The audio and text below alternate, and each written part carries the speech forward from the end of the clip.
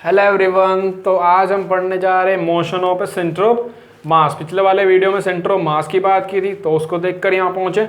तो motion of centre of मास हमारा 11वीं क्लास में हमने वैसे किया हुआ है टॉपिक, लेकिन बीएससी में भी है ये। तो ये रिपीटेड क्वेश्चन होता है हमारा, यानी कि बहुत बार लगा हुआ है एग्जामिनेशन में।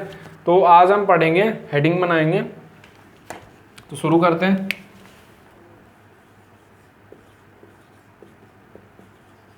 Motion of a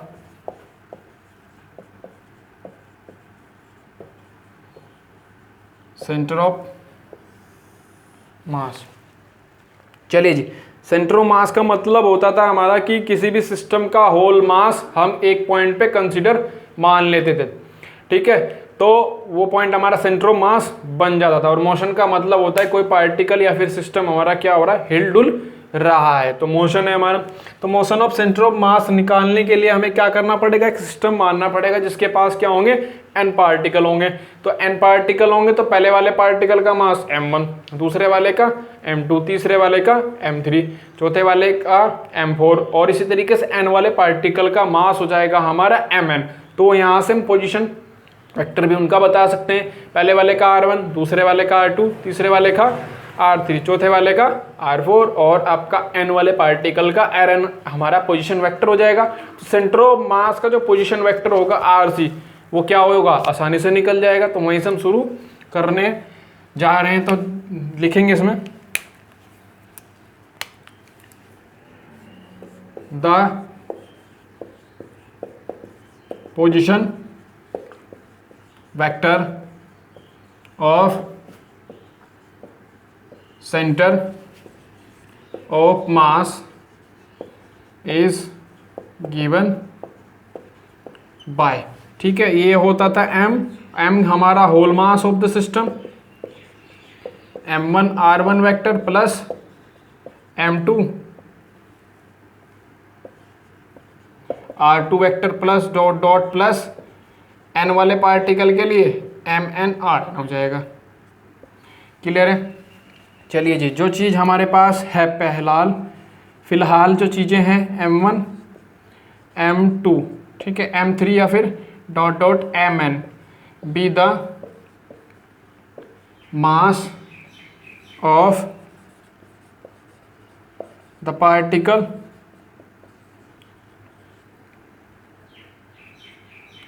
be the particles. Clear है बात। एंड r1 r2 r या फिर dot dot rn be the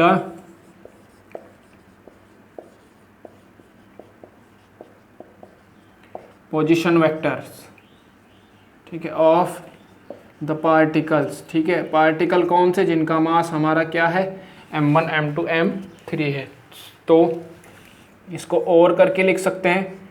ये हमारा क्या था, r vector c is equal to 1/m। ये वाली term as it is, m को इधर लेके जा रहा हूँ बस मैं, m1 r1 vector r2 vector plus dot dot plus mn r vector n। m क्या है वहाँ पे, m क्या है जी, total mass of the system, where m is the total mass of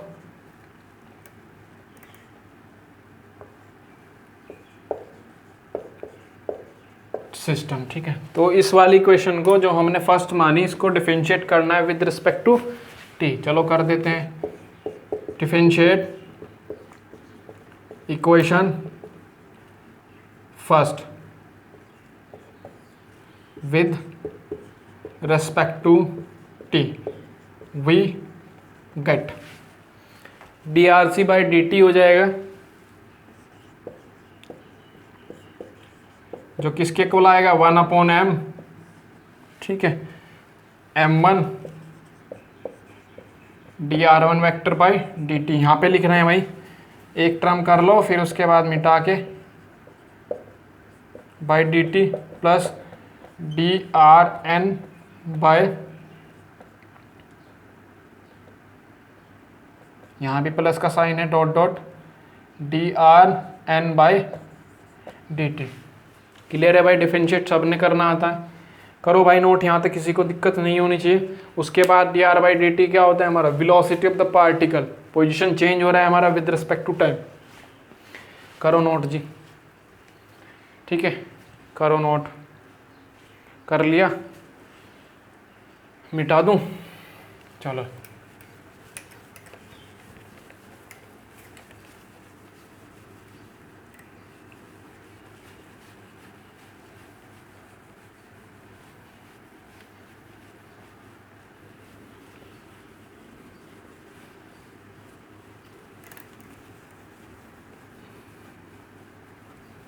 चलिए जी, D R C by D T velocity of centre of mass लिख सकता हूँ आसानी से। तो V vector C is equals to 1/m, ये पहले वाले पार्टिकल की velocity m1 v1 vector plus m2 दूसरे वाले पार्टिकल की velocity v2 vector plus dot dot plus यहाँ पे प्लस डॉट डॉट mn भी आएगा, ठीक है। वो छूट गया था भाई, उसको आप लिख लेंगे। क्लियर है बात भाई, इसको मिटा दूँ, अब इसका काम तो कंप्लीट हमारा हो गया। अब हमारे पास जो जो चीज़ें हमें मिल गई उसको काम करेंगे। अब हम v1 v2 vc क्या है, वेयर, चलिए जी, कहाँ से मिला आज, D R vector by D T हमारा क्या होता है, वेलोसिटी होता है किसी पार्टिकल का, where we vector C is the velocity of centre of mass, ठीक है। v1 v2 क्या है, dot dot vn be the velocity, या फिर वेलोसिटी, चलो वेलोसिटी लिख दो, of the particles of masses, कितने हैं उनके, m1 m2 dot dot mn, ठीक है, वेलोसिटीज, ठीक है। चलिए जी, अब इस इक्वेशन सेकंड को हमें फिर से डिफरेंशिएट करना है, तो अब एक्सेलरेशन मिल जाएगा हमें। करो जी, लेंथी क्वेश्चन है, differentiate equation second with respect to T. Clear है, ये कितना हो जाएगा जी, D V C by D T,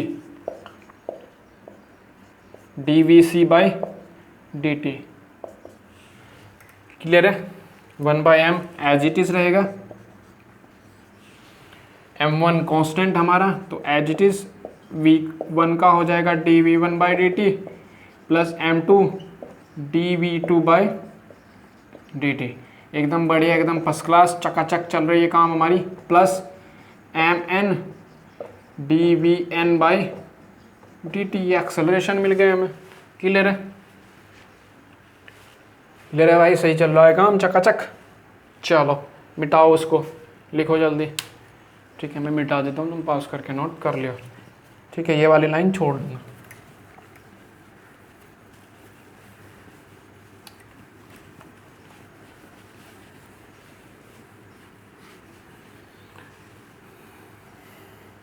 कहीं कभार भाई साउंड ज़्यादा आ जाता है इधर उधर से, ठीक है। तो ये जो रूम है हमारा वो ऐसी जगह ही है, तो साउंड को ना देखें, पढ़ते रहें आराम से, आसानी से। चलिए जी, D V C by D T क्या होता है हमारा, एक्सेलरेशन। तो एक्सेलरेशन किसका, सेंटर ऑफ मास का, तो AC लिख दूँ उसको मैं। फिर बता रहे हैं क्या क्या है, 1/m ये पहले वाले पार्टिकल का एक्सेलरेशन प्लस दूसरे वाले पार्टिकल का एक्सेलरेशन, क्या हो रहा है भैया, dot dot plus mn sorry n वाले पार्टिकल का एक्सेलरेशन। क्लियर है बात। कहाँ से मिली है हमें चीज़ें, क्यों, क्योंकि चूंकि dv/dt हमारा क्या होता है, एक्सेलरेशन होता है। ठीक है जी, चलिए जी भैया, बढ़िया, सब फर्स्ट क्लास चल रहा है काम। कहीं पे वेक्टर छूट गया हो तो वेक्टर लगा लियो। ठीक है, चलिए, जो चीज़ें हमें मिली, अब हमें क्या क्या चीज़ें मिल गई, ये मिल गया एक तो is the acceleration of centre of mass, CM लिख सकते हैं इसको, A1 A2 A vector n be the acceleration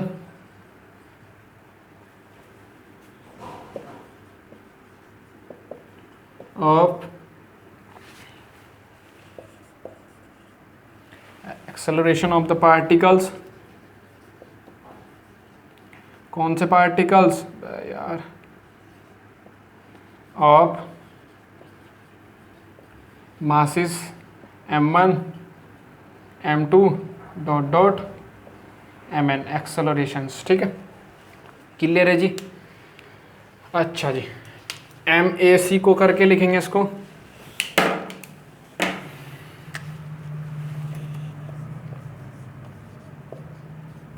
is equals to m1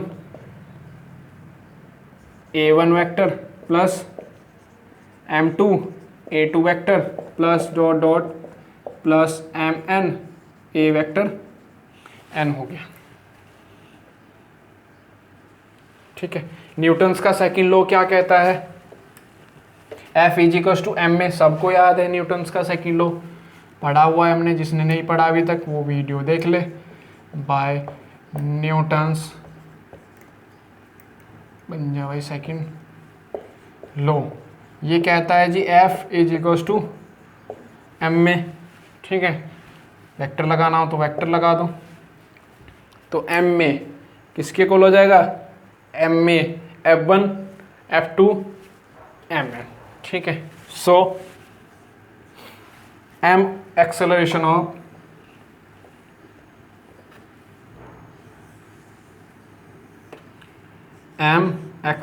of centre of mass is equals to F1 vector plus F2 vector dot dot plus F1 n vector, F1 F2 Fn हो गया।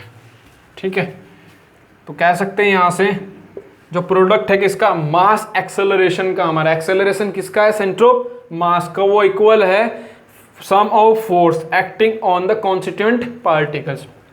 Clear है बात भाई, सम के equal है जो हमारे particles हैं किसके, सिस्टम के, और किसका product, mass, total mass of the system and acceleration of the centre of मास। ये बात लिख रहा हूं, चलो मैं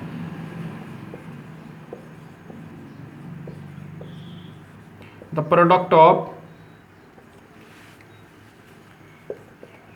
लिख दूंगा भाई, क्या बात दिक्कत आ रही है, total mass of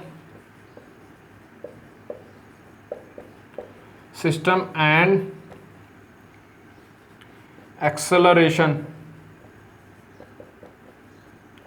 of centre of mass is equal, line तिरछी जा रही है मुझे पता है, ठीक है, लेकिन दिखा ना चाहिए हमारा जो लिखा मैंने, इक्वल टू द, ठीक है, sum of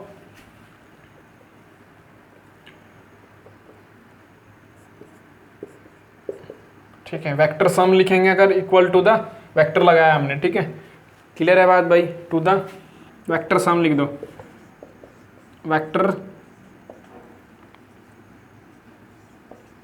some of forces acting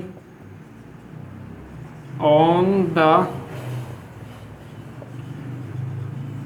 particles of the system. ये रहा भैया आपका सिस्टम। क्लियर है? ठीक है, देख लो इसको एक बार कि इसमें दिख भी रहा है कि नहीं। ये दिख रहा है भैया। ठीक है, कह रहे होंगे कि पता नहीं क्या क्या लिख दिया। ठीक है भाई, राइटिंग मेरी ज़बरदस्त है। ठीक है, तो इस पर वर्ड वगैरह भी मिल सकता है। ठीक है, कोशिश किए जाए तो। बस आप लोगों को समझ में आना चाहिए, यही हमारी दिली ख्वाहिश है, तमन्ना भी यही है। बस पढ़ते रहो तुम लोग। ठीक है, इसलिए बीएससी के लिए काम किया है, नहीं तो बहुत ज़्यादा इसमें देखो कितना लेंथी है काम। ठीक है, इसको नोट करो। डिस्क्रिप्शन में नोट्स है, पहले नोट्स देखा करो। मैं हर बार कहता हूँ नोट्स देख लोगे तो बोर नहीं होंगे। फिर उसके बाद मैं समझा ही रहा हूँ यहाँ पे। ठीक है, तो काम हमारा क्या हो जाएगा, 36, 48 जो भी आप समझे। ध्यान दे इसको।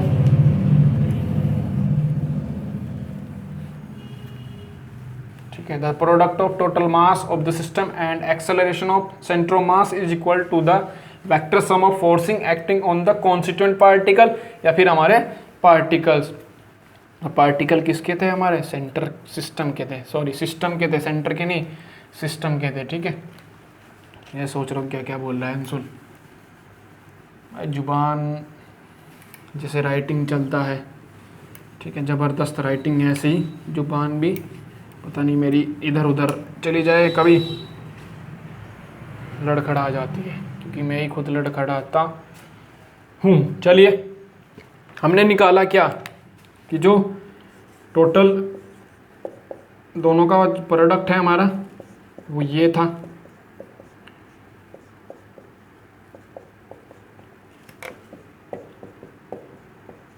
अब ये क्या होता है भाई, सम, वेक्टर सम है, तो ये एक्सटर्नल हो जाएगा हमारा, क्योंकि ये बातें सबने देखी हुई है पहले। Plus F vector N is equal to F external. F external पता है सबने, इसके बारे में बात हम नहीं करेंगे। तो इसलिए product of centre of mass is equal to the F external force acting on the system, या फिर acting on the particle of the system. चलिए जी, अगर ये एफ एक्सटर्नल क्या हो जाए, 0 हो जाए, फिर क्या होगा, तो ये वाली टर्म ये 0, तो एक्सेलरेशन कितना आ रहा है, then acceleration of centre of mass is equal to 0। Acceleration कितना होता है, dv/dt होता है हमारा किसी भी सिस्टम या फिर किसी भी पार्टिकल के लिए।